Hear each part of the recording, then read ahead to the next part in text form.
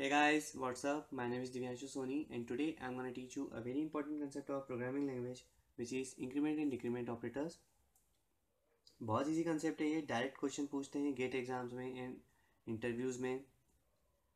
Students को काफ़ी problem confusion होता है जब वो मिक्स पैटर्न के क्वेश्चन सॉल्व करते हैं, but I am very much sure after watching this video आपके सारे कंसेप्ट क्लियर हो जाएंगे ना, आप किसी भी टाइप का क्वेश्चन इजीली सॉल्व कर पाएंगे।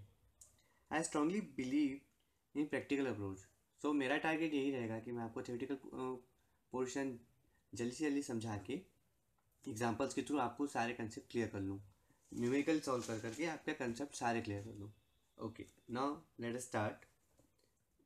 इंक्रीमेंट ऑपरेटर का मीनिंग होता है increasing the value by 1।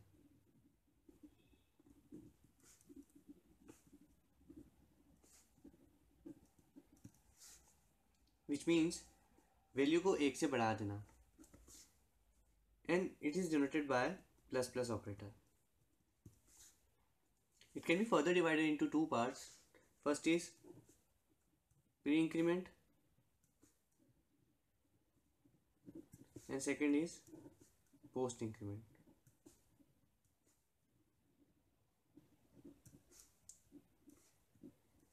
Pre-increment का सिंटैक्स होता है plus plus operator along with variable name before this operator.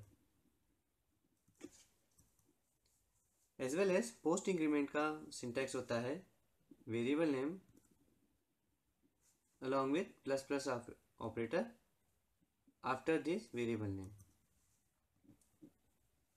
Syntax को देख के ही समझ में आ सकता है कि ये ऑपरेशन किस टाइप से परफॉर्म करेगा। जैसे अगर प्री इंक्रीमेंट होगा तो पहले ये क्या करेगा, हमेशा याद रखना ये बात को कि प्री इंक्रीमेंट होगा तो पहले वैल्यू को वो एक से बढ़ाएगा,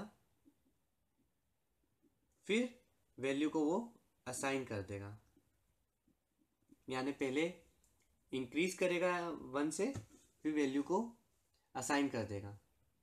इन पोस्ट में क्या होगा, जैसे सिंटैक्स को देखें तो ये समझ में आ रहा है कि पहले वो असाइन करेगा वैल्यू को, फिर असाइन करने के बाद वो एक से इंक्रीज कर देगा।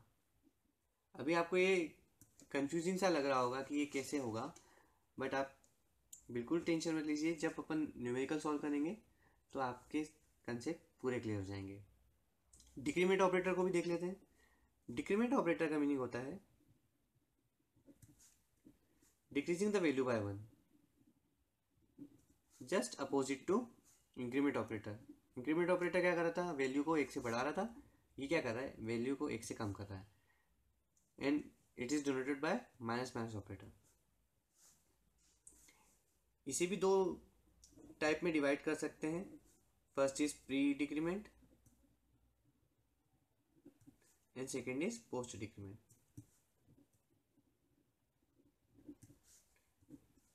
प्री डिक्रीमेंट का सिंटेक्स होता है minus minus operator along with variable name before that operator. In post decrement का सिंटेक्स होता है variable name along with minus minus operator after this variable name. इसमें भी सेम कंसेप्ट यूज होगा कि सबसे पहले ये वैल्यू को, अगर प्री इंक्रीमेंट डिक्रीमेंट की बात करें तो ये वैल्यू को सबसे पहले एक से घटाएगा एंड देन उसके बाद वैल्यू को असाइन कर देगा।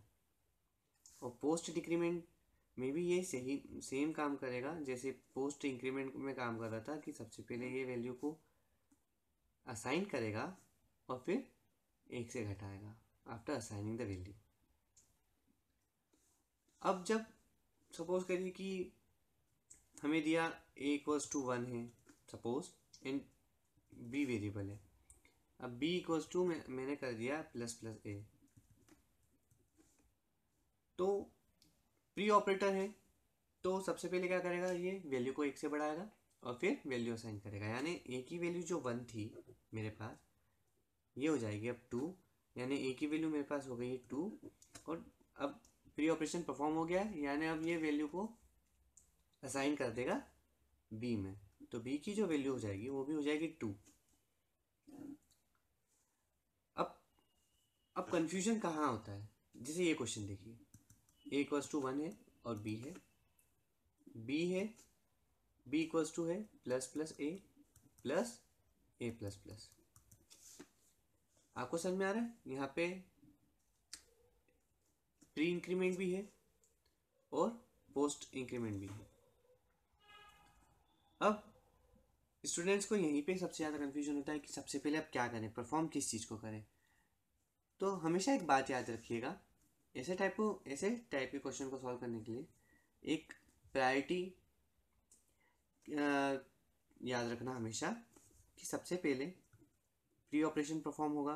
सबसे पहले अगर ऐसे रैंडम टाइप के क्वेश्चन आ जाए इस टाइप के, तो सबसे पहले आप ये देखिएगा कि नंबर ऑफ प्री ऑपरेशन कितने हैं और उन्हें परफॉर्म करिएगा।